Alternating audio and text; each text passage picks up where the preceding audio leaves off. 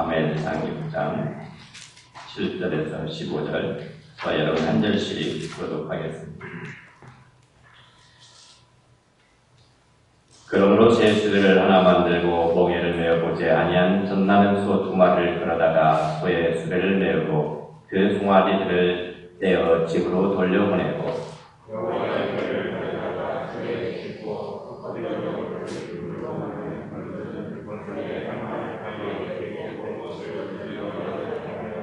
보고 있다가 만일 그가 그 본 지역길로 올라가서 벳세메스로 가면 이 큰 재앙은 그가 우리에게 내리는 것이요 그렇지 아니면 우리를 친 것이 그의 손이 아니요 우연히 당한 것인 줄 알리라 하니라.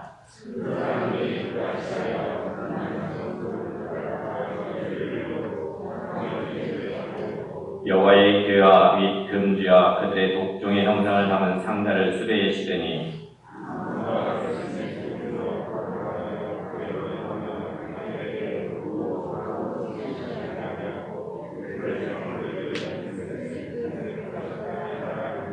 벳세메스 사람들이 골짜기에서 밀을 베다가 눈을 들어 괴를 보고 그 본 것을 기뻐하다니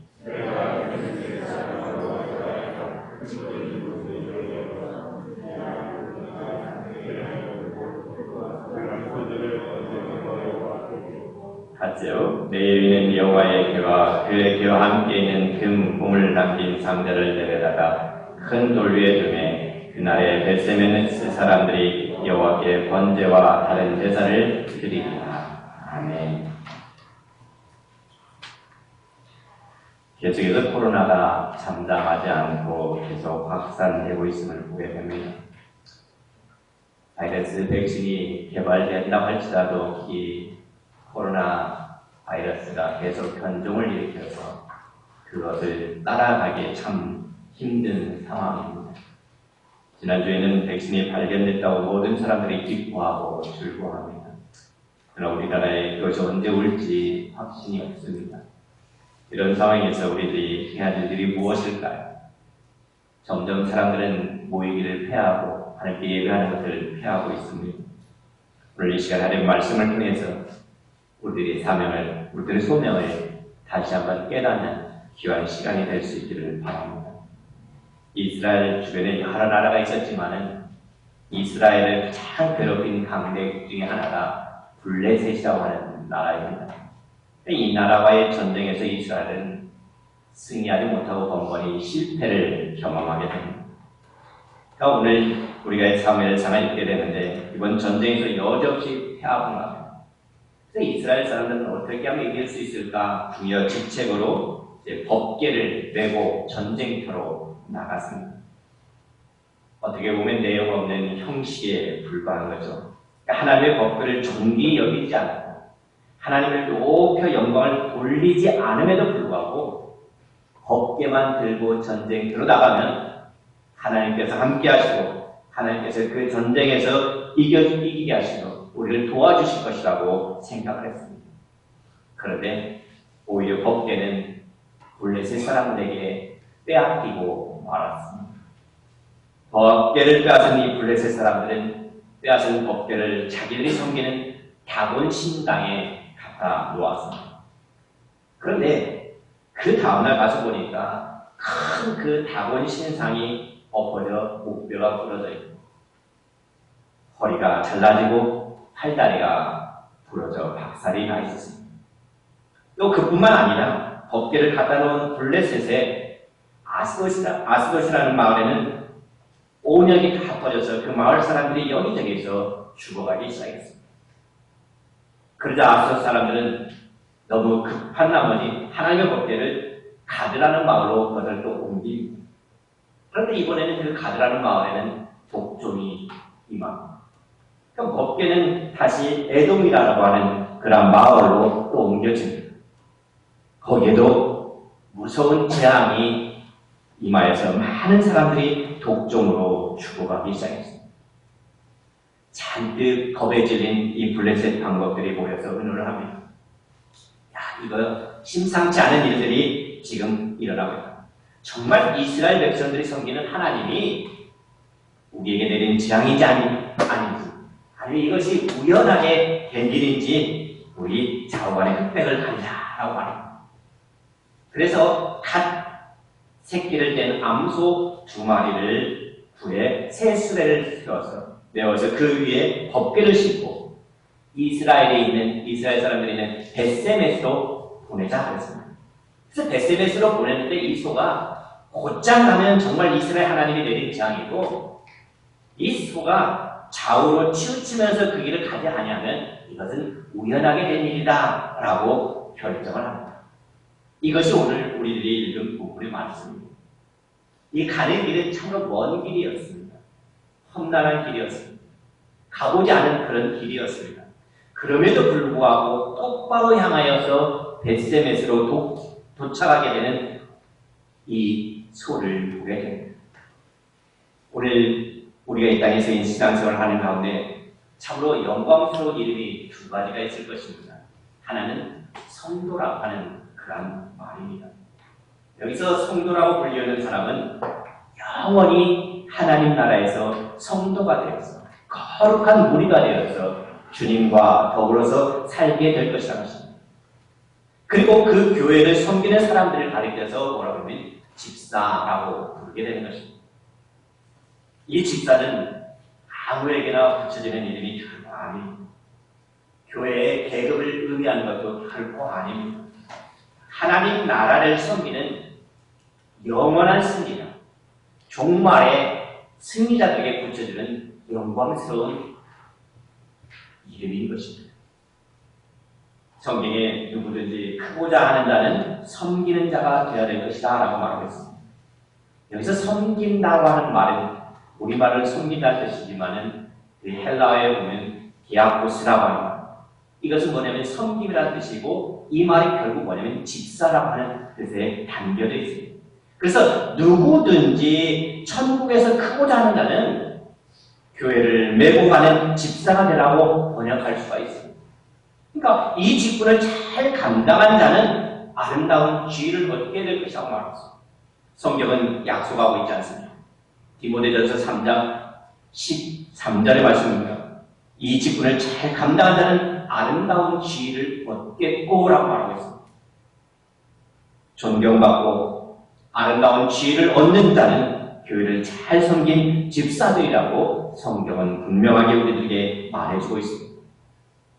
우리가 구원받는 것은 공짜로 받습니다.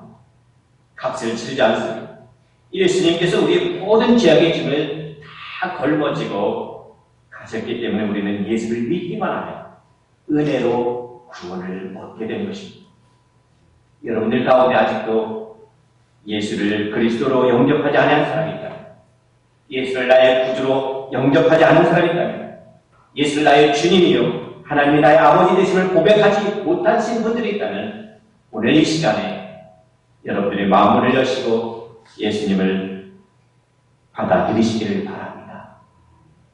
주님의 죽으심이 바로 나의 죽음이, 그분이 살아나심은 나를 살리시기 위함, 그분이 부활하신 것은 이 부활의 사실을 통해서 우리가 그 믿음을 통해서 하나님의 자녀가 된 권세를 주셨음을 믿으시기를 바랍니다. 그러나 천국에서 우리가 어떤 지위를 얻을 것이냐? 보상 심판이 있습니다. 우리가 구원받은 공짜로 받았지만 그 보상 심판이 뭐냐? 우리의 연약한 이웃들을 어떻게 섬겨야 되냐? 어떻게 교회를 섬겨야 되냐? 여기에 따라서 달라진다고 말해주고 있는 것입니다. 그래서 사도 바울은 이방인을 섬기는 나의 직분을 영광스럽게 여긴다라고 말하고 있습니다. 오늘 본문으로 다시 돌아가서 여기에 등장하는 소를 한번 보십시오. 세상에는 많은 소가 있습니다. 그러니까 법궤를 맨 소처럼 존경을 받는 소가 어디에 있겠습니까? 여기에 세상에 많은 수레가 있지만 법궤를 실은 수레만큼 영광스러운 그런 수레가 어디가 있겠습니까? 세상에 짐이 많으나 법궤를 짊어진 소처럼 아름다운 소가 역사상에 또 있었겠습니까? 세상에는 많은 멍해가 있습니다. 직장의 멍해, 가정의 멍해, 사회적인 명예, 정치적인 멍해, 우리가 살아가는 이 시대에 분단된 교회 전실도 멍해죠. 또 이 코로나19로 인한 전염병이 우리의 멍이가 될 수가 있습니다. 그러나 이 모든 것에서도 우리가 함께 짊어지고 가야 될 짐이 될 수가 있습니다. 그러나 이 많은 멍에들 가운데 주님의 멍이, 교회의 멍에를 메고 살 수 있다는 것은 짐이 아니라고 하는 것입니다. 영광이요 자랑이라고 하는 것입니다. 악인의 장막에서 주인노를 하는 것보다 하나님의 집에 문지기로 있는 것이 좋다라고 고백하는 우리의 신앙 고백이요 우리의 간증이 될 수 있기를 바랍니다. 죽은 다음에는 부활이 있습니다. 주를 위하여 버릴 때 주께서 그에게 새로운 복으로 부활의 경험을 맛보게 해주실 것입니다. 하나님이 주신 사명이나 직분은 참으로 고귀한 것입니다. 내 목숨이 온 천하보다도 귀중하지만 이 목숨 역시 하나님이 내게 맡겨주신 사명을 감당할 때만이, 역사가 내게 짐을 지어준 손익을 감당할 때만이 삶의 가치가 있고 의미가 있다는 것입니다. 여러분, 우리 교회는요, 한길교회는 참으로 많은 손길이 필요합니다. 여러분들의 많은 봉사의 자리가 준비되어 있습니다. 이 일에 동참하시기를 바랍니다. 단순히 주일 예배 이 시간 1시간만 예배드리고 끝나지 마시고 하늘 앞에 기도할 수 있기를 바랍니다. 이것은 바로 여러분을 하나님 나라의 승리자로 만들기 위한 것입니다. 종말의 축복자로 만들기 위한 것입니다. 이 소를 보십시오. 이 소는 자기가 진 그 멍에를 짐으로 생각하지 않았습니다. 그것이 곧 영광이요 감사했습니다. 또 그 다음에 보면 이 법궤를 맨 소는요 울며 자기 길을 갔다고 성경이 기록하고 있습니다. 본문 12절에 한번 보세요. 12절에 보니까 어떻게 갑니까? 암소가 벳세메스 길로 바로 행하여 대로로 가며 갈 때 뭐 했다고 했습니까? 울고 좌우고 치우치지 아니하였고 블레셋 방백들은 벳세메스 경계선까지 따라가니라 라고 말하고 있습니다. 여기 보세요. 이 암소들이 왜 울었을까요? 왜 울면서 갔을까요? 성경이 우리에게 말해주고 있지 않습니다. 침묵하고 있지만 그 울음의 이유를 우리는 쉽게 몇 가지로 짐작할 수가 있을 것입니다. 우선 그 울음은요, 지금 어떻습니까? 적발린 그 어린 송아지를 떼어놓고 가야 하는 어미소의 울음입니다. 어떻게 보면 모정의 눈물이죠. 때로 십자가를 지고 하는 사명자의 길은 이와 같은 눈물의 길일 수가 있습니다. 어린 송아지를 버려야 했듯이 주님을 위해서 버려야 할 것들이 있다는 것입니다. 주님을 위해서 버려야 할 경험, 잘라본 경험, 잃어본 경험이 있을 때 비로소 우리는 주님의 제자가 될 수 있다는 것입니다. 하나님은 우리를 사랑하여서 그 아들을 보내주셨습니다. 아니, 하나님은 우리를 위해서 외아들을 버리셨습니다. 아브라함은 어떻습니까? 아브라함은 외아들을 버려야 했고, 모세는 바로 공주의 그 아들 자를 버려야 했습니다. 사르밧 과부는 마지막 남은 양식을 버려야 했습니다. 베드로는 자기 생명과 같은 그 그물을 버렸습니다. 마태도 자기의 직업을 버려야 했습니다. 얻고자 하는 자는 버려야 하고 찾고자 하는 자는 잃어버려야 하는 것입니다. 죽어야 부활이 있는 것입니다. 나 주를 위하여 죽을 때 주님 내게 부활의 영광을 주셨다는 것입니다. 보십시오. 아들을 버린 아브라함은 바다의 모래알 같은 믿음의 자손들을 얻었습니다.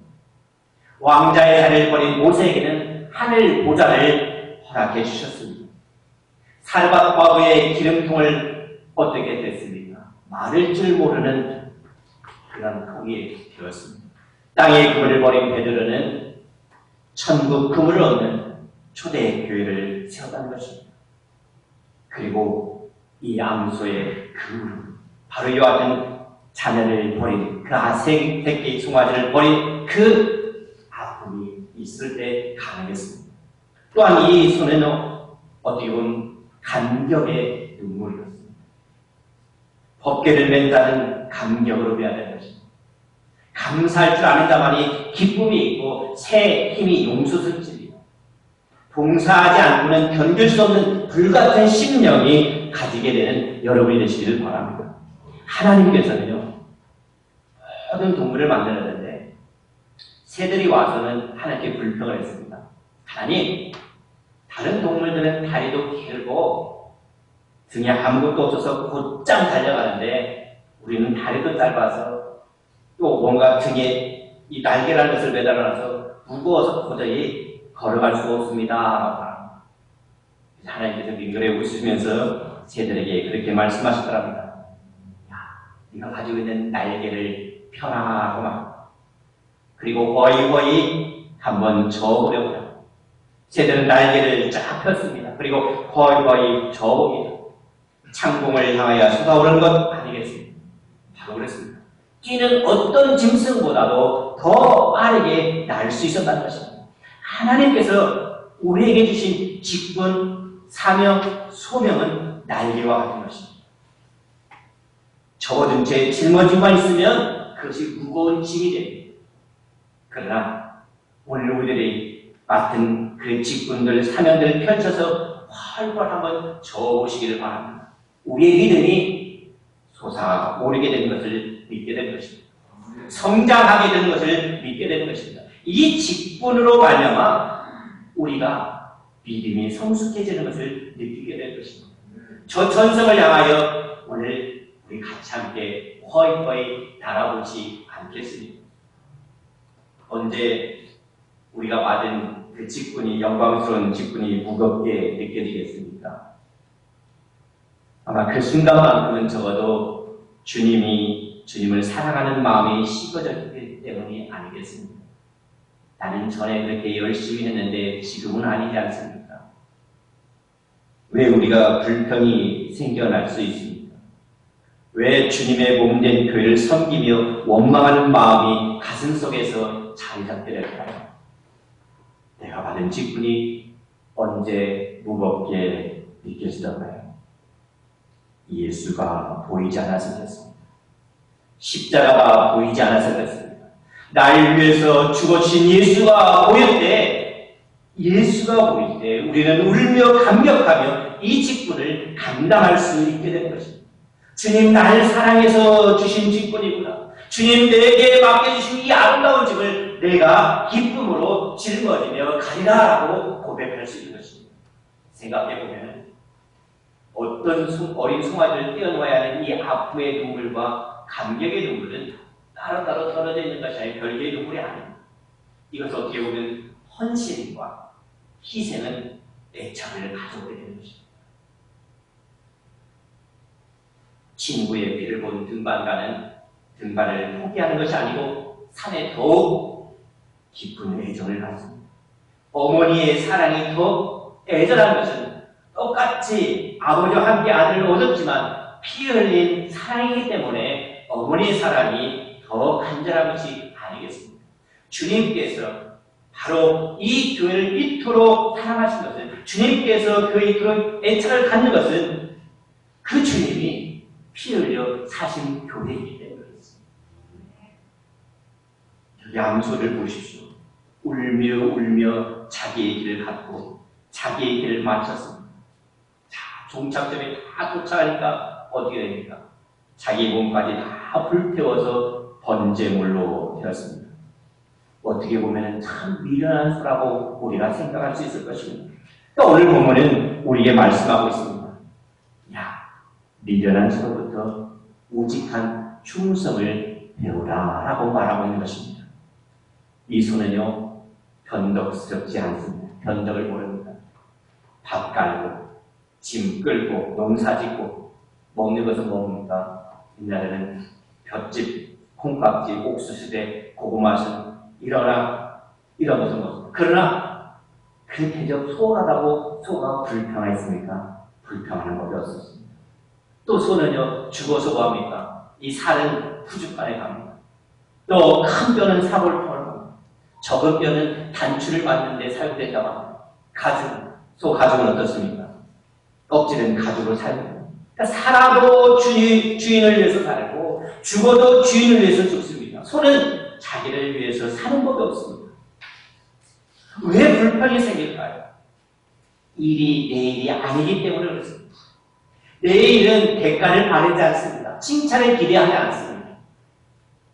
불평이 없습니다. 감사할 뿐입니다. 그러나 일부는 대가를 바랍니다. 손님은 불평합니다. 오늘도 여러분이 손님으로 오셨다면 불평할 겁니다. 예배 분위기가 왜 자리가 이러냐 불평할 수 있습니다. 그러나 주인은 그렇지 않습니다. 여러분이 하나님 나라의 진정한 주인공이 되기를 원하신다면 여러분 대가를 기대하지 않고도 감사할 수 있는 사람인 것입니다. 불평 대신 감사할 수 있습니다. 원망 대신 눈물을 흘리며 감격함으로 봉사할 수 있게 되는 것입니다. 참된 일꾼, 법궤를 맨 소의 충성을 보시길 바랍니다. 좋아서 울고, 아파서 울고, 감격해서 울고, 모자라서 울고, 울며 봉사하는 사람이 천국의 주인공이 되는 것입니다. 이 교회의 주인공이 될 수 있는 것입니다. 또 보세요. 이 법궤를 메고가는 글은 소 한 마리가 아니라 두 마리 암소가 함께 가는 길이었습니다. 수레를 끌고 가는 두 마리 소를 상상해 보시기를 바랍니다. 두 마리 소의 8개의 발이 맞춰져 갑니다. 혼자만의 충성이 아닙니다. 앞서가는 소를 시기할 필요도 없습니다. 뒤에 오는 소를 깔봐서도 안 됩니다. 이 소는 시기할 필요도 깔봐서도 안 되고 서로 남을 나보다 낮게 여기면서 함께 가야 되는 것입니다. 불같이 열심히 내는 사람, 머리에 찬물을 끼얹어서도 안 되는 일이며 연약한 사람이라고 흉보아서도 결코 안 되는 일입니다. 함께 가야 되는 것입니다.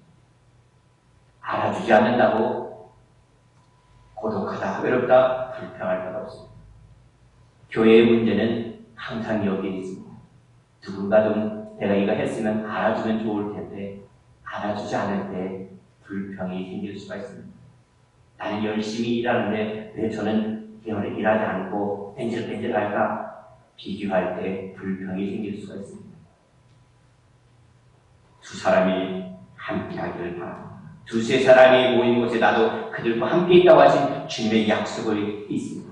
그 두 사람이 손 붙들어 기도할 때 거기에 눈에 보이지 않지만 한 분 엎드려 기도하는 분이 계십니다. 그분이 바로 우리의 주님이십니다.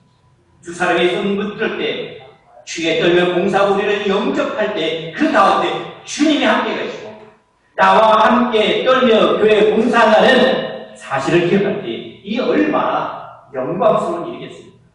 얼마나 아름다운 일이 되겠습니까? 아름다운 충성은 그래서 서로 보조를 잘 맞추는 그러한 충성인 것입니다. 자, 그렇다면 오늘 우리는 어떻게 이 법궤를 메고 갈 수 있을까요? 우리가 소는 아니지만 소처럼 우리가 어떻게 이 법궤를 메고 갈 수 있을까요? 첫 번째로는 법궤를 실현하는 수레는 뭡니까? 곧 기도인 것입니다. 기도하는 무릎은 천국 수레의 바퀴로 기도의 눈물은 수레를 굴게 하는 길인 것입니다. 이 법궤를 실은 수레는 세상 지식으로 굴러가지 않습니다. 탁산 공론으로 굴러가는 수레가 아닙니다. 오직 기도로 굴러가는 수레인 것입니다. 두 번째는 하늘 법궤는 내 몸으로 메고 가는 것입니다. 때로는 땀을 흘려, 때로는 다리가 아플 때도 있는 것입니다. 하늘 법궤는 일꾼 사서 메고 가는 것이 아니잖아요. 짐이 내가 일꾼을 불러서 내 짐 그 사람한테 일꾼한테 맡겨서 가는 것이 별거 아닙니다. 몸 바쳐 내가 매는 것이 바로 이 하늘나라는 법궤인 것입니다. 내가 매야 될 짐, 법궤, 십자가를 팽개치면 내가 살 것 같지만 나를 죽이는 길이 되는 것입니다. 법궤를 내 몸으로 매는 것이 내가 사는 것입니다. 교회에 많은 봉사로 이제는 좀 봉사했으니까 내가 좀 이제 쉬어야 되겠다 생각하지만 교회에서 봉사를 쉬면 결코 자신이 뭡니까? 죽는 일임을 사람들은 대가를 지불하고 나서야 알게 된다는 거예요. 당당히 공사 현장으로 뛰어들어서 대가를 지불하는 사람이 많은 교회는 건강한 교회가 될 수가 있습니다. 바로 그런 교회가 한길교회가 될 수 있기를 바랍니다. 천국은 바로 그들의 몫이 될 것입니다. 그들에 의하여서 천국 공사는 계속해서 완성되어 자라는 것입니다. 그들이 그리스도의 몸을 세우는 사람들인 것입니다. 물론 그 공사 현장은 각자 하나님께로부터 받은 사명과 은사와 열정, 이것이 따라서 합심해서 담당해서 이루어지게 되는 것입니다. 나아가 그 일을 기쁨으로 감사함으로 감당할 수 있으면 더 말할 나위 없는 하나님의 복이 될 것입니다. 그러나 때로는 환경이 허락하지 않고 몸과 마음이 따라주지 않을 때가 있을 것입니다. 그때마다 주님을 생각하시길 바랍니다. 십자가 주신 주님을 생각하시길 바랍니다. 주님은 나 때문에 채찍에 마르셨으니 내가 받아야 될 마음의 고통이 얼마나 오진 것이었으면, 이 세상 살아가다가 외로움과 고독함이 얼마나 오진 것이었으면, 내 육체의 질병들이 얼마나 아픈 것이었으면, 내 영혼의 고통과 진통들이 얼마나 쓰리고 아픈 것이었으면 주님께서 이 채찍을 맞으셨습니다. 채찍은 가죽 채찍입니다.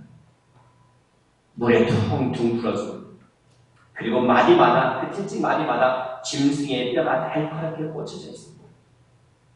엄지 손톱만한 납들이 주렁주렁 매달려 있습니다. 이것이 딱 그래서 한번 휘가 맞히면 채찍을 온몸을 휘감게 됩니다. 그리고 채찍을 딱 꼬으면서 보면은 살은 찢겨집니다. 찢어진 살 그 자국마다 나쁜 낫이 거기에 박힙니다. 가시가 박힙니다.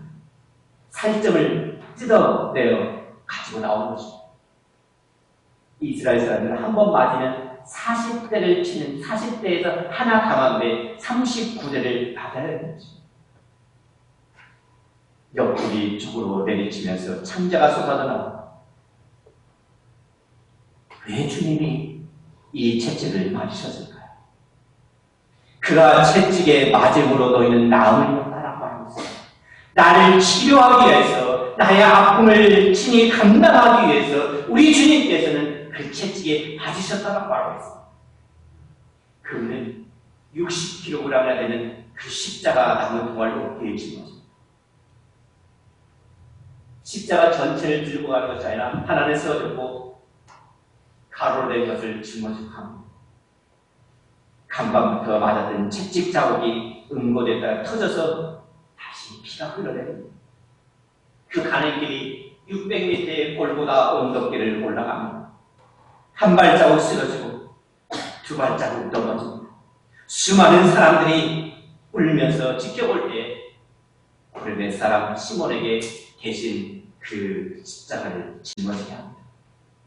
로마 장교들 다 어디가, 예수님께서 나누셨던 그 떡 먹던 그 군중들은 다 어디가, 죽었다 살아났던 그 나사로는 어디 갔습니까? 12대장 다 어디 가고, 고관 대장들 다 어디 갔습니까? 이 땅에 부귀영화를 누렸던 모든 사람이 다 어디 가고, 구레네 사람은 지금 말하는 아프리카에서 온 그런 시몬에게 이 십자가를 대신 짊어지겠다고 합니다. 그 이유가 무엇이겠습니까? 오고 오는 세대를 통해서, 잘난 사람들을 통하여서 법궤를 베는 것이 아닙니다. 그것이 주님의 뜻이 아니었음을 우리에게 가르쳐주고 있습니다. 이 세상에서 부귀 영화를 누리고 군복을 누린 사람들에 의해서 법궤를 감당되기를 주님이 원치 않았던 것입니다. 어떻게 보면 우리처럼 부족한 사람, 때로는 배우지 못한 사람, 가지지 못한 사람, 높은 데 올라간 경험이 없는 사람, 삶의 환경이 공고한 사람, 어떻게 보면 아프리카 구레네 그 시몬 같은 나를 통하여서 주님의 십자가 짊어지기를 주님이 원하셨던 것이 아니겠습니까? 주님, 그 십자가를 짊어지고 언덕에 올라가다가 오늘 이 시간에 우리 한길교회 여기 앞마당에 쓰러졌다고 생각해 보시기 바랍니다. 우리 주님께서 십자가 그 짊어지고 가시다가 이 교회 앞에서 쓰러져 계십니다. 그렇다면 우리들은 어떻게 해야 됩니까? 우리들은 이 예배를 드리다가 말고 다 지쳐나가는 거죠. 선열이 남자는 얼굴로 우리 얼굴을 들이켜서 확인하시면 다 너희 중에 누가 이 십자가를 짊어집니까? 주님께서는 이 한길교회 앞마당에서 우리를 쳐다보면서 그렇게 지금 말씀하고 있습니다. 주님이 우리를 확인하십니다. 주님, 저는 옛날에 많이 시작하셨어요. 주님, 나는 나이가 너무 많이 들었어요. 주님, 저는 아이들이 아직 어려요.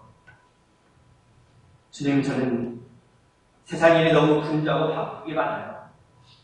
내 가족이 나를 협조해 주지 않아요. 주님, 제가 대신 짊어질 수가 없네요.